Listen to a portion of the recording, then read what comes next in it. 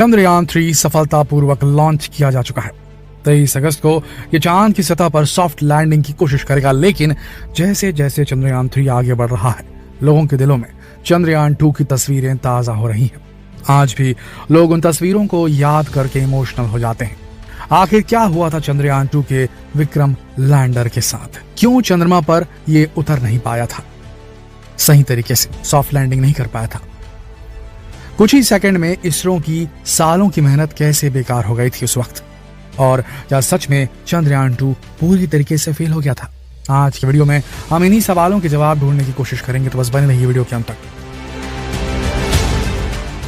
Everest पर विजय की 2 असफल कोशिशों के बाद एडमंड हिलरी ने कहा था, मैं फिर आऊंगा, तुम तब भी इतने ही ऊंचे रहोगे, पर मेरा हौसला पहले से कुछ ज्यादा ऊंचा हो जाएगा। और चंद्रयान-2 की असफलता के बाद चंद्रयान-3 को लॉन्च करते वक्त भी शायद इसरो के वैज्ञानिकों के दिमाग में कुछ ऐसी ही बात चल रही होगी। आज भी चंद्रयान-2 की असफलता से सबक लेकर अपनी गलतियों को सुधारते हुए 2 गुने जोश और हौसले के साथ भारत एक बार फिर तैयार है चांद को फतह करने के लिए। लेकिन इस खुशी के मौके पर एक बात ये भी देख लेते हैं कि आखिर चंद्रयान-2 के समय इसरो की तैयारी में क्या कमी रह गई थी और क्या यह मिशन पूरी तरह फेल हो गया था। दोस्तों, 2008 में चंद्रयान-1 की सफलता के बाद भारत ने 22 जुलाई 2019 में चंद्रयान-2 को चांद की तरफ रवाना किया और ये 1 महीने का सफर तय करके चांद पर पहुंचा। इसके बाद 20 अगस्त 2019 को चंद्रयान-2 चंद्रमा की कक्षा में सफलतापूर्वक स्थापित भी हुआ था। इस मिशन के तहत लैंडर विक्रम 2 सितंबर 2019 को ऑर्बिटर से अलग हो गया था, जिसके बाद 7 सितंबर 2019 को चंद्रमा के साउथ पोल की सतह पर लैंडर विक्रम की सॉफ्ट लैंडिंग की कोशिश की गई थी। उस समय ग्राउंड स्टेशन में सभी वैज्ञानिक दिल थामे बैठे हुए थे। लैंडर विक्रम धीरे धीरे अपनी स्पीड कम कर रहा था और चांद की सतह की ओर बढ़ रहा था, लेकिन जब वो चांद की सतह से 2.1 किलोमीटर दूर था, तब अचानक लैंडर से इसरो का संपर्क टूट गया। और जैसे ही लैंडर से संपर्क टूटा, वैज्ञानिकों का हौसला भी टूट गया। इसरो के चेयरमैन डॉक्टर के सिवन की आंखों में आंसू आ गए। उस समय प्रधानमंत्री मोदी ने उन्हें तसल्ली दी और अगले मिशन की तैयारी करने के लिए कहा। इसरो ने भी अपनी असफलता का शोक मनाने की जगह चंद्रयान-3 की तैयारी शुरू कर दी। लेकिन चंद्रयान-3 की सफलता के लिए यह जानना जरूरी था कि आखिर चंद्रयान-2 फेल क्यों हुआ। ऑर्बिटर से ली गई तस्वीरों से पता चला कि लैंडर ने चांद की सतह पर हार्ड लैंडिंग की थी। चलिए अब देखते हैं कि आखिर कैसे अचानक ये मिशन का रुख बदल गया। जब लैंडर चांद की सतह से 35 किलोमीटर की ऊंचाई पर था, तब लैंडर को उतारने की प्रोसेस शुरू हुई। उस समय तक लैंडर के सभी सिस्टम बिल्कुल ठीक तरह से काम कर रहे थे, जिससे वैज्ञानिकों को सॉफ्ट लैंडिंग की उम्मीद बंध गई थी।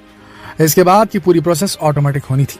आगे की सभी कमांड लैंडर पर लगे ऑटोमेटिक कंप्यूटर को देनी थी और यह भी एकदम ठीक तरह से काम कर रहा था। 20 से 21 किलोमीटर की दूरी के दौरान लैंडर ने बिल्कुल उसी तरह से काम किया जैसे कि उम्मीद थी। इस समय तक लैंडर ने अपनी गति को 50% तक कम कर लिया था। लैंडिंग का यह फेज रफ ब्रेकिंग फेज कहलाता है। इसके बाद आगे बढ़ने के लिए लैंडर को अपनी स्पीड को और कम करना था। यह फेज 10 मिनट का था। इस दौरान लैंडर की गति 250 मीटर प्रति सेकंड तक कम हो गई थी, यानी कि अब तक सब ठीक ठाक चल रहा था और अब लैंडर 6 किलोमीटर के ऑल्टीट्यूड पर आ चुका था, यानी कि अब मिशन अपने अंतिम दौर में पहुंच चुका था। इसरो के हेड ऑफिस में सभी वैज्ञानिक और पीएम मोदी बेताबी से लैंडर के चांद पर लैंड करने का इंतजार कर रहे थे। अब तक रफ ब्रेकिंग फेज भी पूरा हो गया था। इसके बाद लैंडर का अगला फेज या एब्सोल्यूट नेविगेशन फेज, इसमें लैंडर को उस जगह को सिलेक्ट करना था जहां उसे उतरना था। इसमें 38 सेकंड का टाइम लगने वाला था।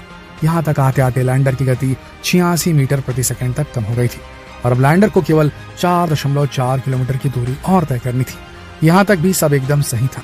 इस समय विक्रम लैंडर काफी ज्यादा झुका हुआ था, जिसे सही करना जरूरी था। चंद्रयान-2 का विक्रम लैंडर फिक्स 55 डिग्री के बजाय कई डिग्री ज्यादा झुक गया था। लैंडिंग की प्रोसेस शुरू होने के बाद अब तक 12 मिनट हो चुके थे और लैंडर की गति 60 मीटर प्रति सेकंड तक पहुंच चुकी थी, जो कि काफी अच्छा संकेत था। लैंडर अब बस चांद की सतह पर ही पहुंचने वाला था। अब तक फाइन ब्रेकिंग सिस्टम ऑन कर दिया गया था और अब लैंडर को अपनी गति को 0 करना था और चांद की सतह पर सॉफ्ट लैंड करना था। इसरो में इस समय काफी टेंशन का माहौल था। सभी लोग फाइन ब्रेकिंग सिस्टम के पूरा होने का वेट कर रहे थे, लेकिन कई मिनट बीत जाने के बाद भी लैंडर की तरफ से कोई जानकारी नहीं आ रही थी। यही वो पॉइंट था जब इसरो का विक्रम लैंडर से कांटेक्ट पूरी तरह से टूट गया।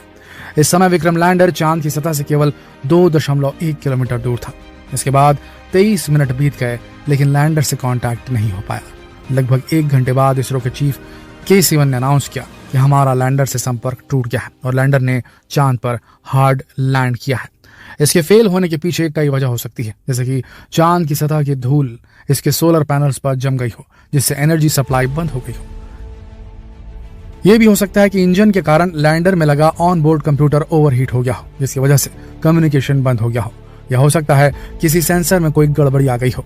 यह भी कहा गया कि उसकी चुनी हुई landing site 500 metre by 500 metre की छोटी लैंडिंग साइट थी, जिस वजह से उसे लैंडिंग करने में परेशानी हुई। कई कारण बताए गए। कई लोग तो इसमें एलियंस का हाथ होने की भी बात कह रहे थे। जांच के बाद पता चला कि किसी सॉफ्टवेयर ग्लिच की वजह से लैंडर से संपर्क टूट गया था, लेकिन मिशन पूरी तरह फेल नहीं हुआ था। 978 करोड़ रुपए की लागत वाले इस मिशन का सब कुछ खत्म नहीं हुआ था। इसका ऑर्बिटर आज भी चांद के चारों ओर चक्कर लगा रहा है और चांद की सतह की तस्वीरें खींचकर भेज रहा है। इस ऑर्बिटर ने ही चांद की वो तस्वीरें भी खींची और भेजी, जिससे पता चलता है कि चांद का भी वायुमंडल हो सकता है। ये बड़ी खोज थी दोस्तों। यहाँ तक कि चंद्रयान 3 में भी अलग से ऑर्बिटर नहीं लगाया गया है, क्योंकि वो भी जरूरत पड़ने पर इसी ऑर्बिटर का इस्तेमाल करेगा। चंद्रयान 2 की ही तरह चंद्रयान 3 के लैंडर का नाम भी विक्रम ही रखा गया है, लेकिन इसमें ऑर्बिटर की जगह प्रोपल्शन मॉड्यूल लगाया गया है, जो कि कम्युनिकेशन रिले का काम करेगा। इसमें कई सोलर पैनल्स और एडवांस सेंसर भी लगाए गए हैं। इस मिशन को लीड करने वाले वैज्ञानिक है डॉक्टर ऋतु करिधल श्रीवास्तव, जिन्हें इंडिया की रॉकेट वुमन भी कहा जाता है। इसरो ने शुक्रवार 14 जुलाई 2023 को दिन के 2:30 पर LVM-3M4 रॉकेट के जरिए अपने तीसरे मून मिशन चंद्रयान 3 को लॉन्च कर दिया है। मिशन का मकसद चंद्रमा के दक्षिणी ध्रुव को एक्सप्लोर करना है। मिशन को इसरो के GSLV Mark 3 LVM-3 heavy lift launch वाहन पर लॉन्च किया गया। LVM-3 प्रोपल्शन, लैंडर और रोवर का एक संयोजन है। इसे बाहुबली रॉकेट भी कहा जाता है, क्योंकि 4000 किलो तक पेलोड को अंतरिक्ष में ये ले जा सकता है। लैंडर में एक तय मून साइट पर सॉफ्ट लैंडिंग करने और रोवर को तैनात करने की क्षमता होगी, जो अपनी गतिशीलता के दौरान चांद की सतह पर इन सीटू केमिकल रिसर्च करेगा। अगर लैंडिंग सफल रही तो अमेरिका, रूस के बाद भारत ऐसा करने वाला चौथा देश बन जाएगा। दोस्तों, अब पूरा देश बेताबी से उस पल का इंतजार कर रहा है जब चंद्रयान 3 चांद की सतह पर लैंड करेगा, वो भी बिना किसी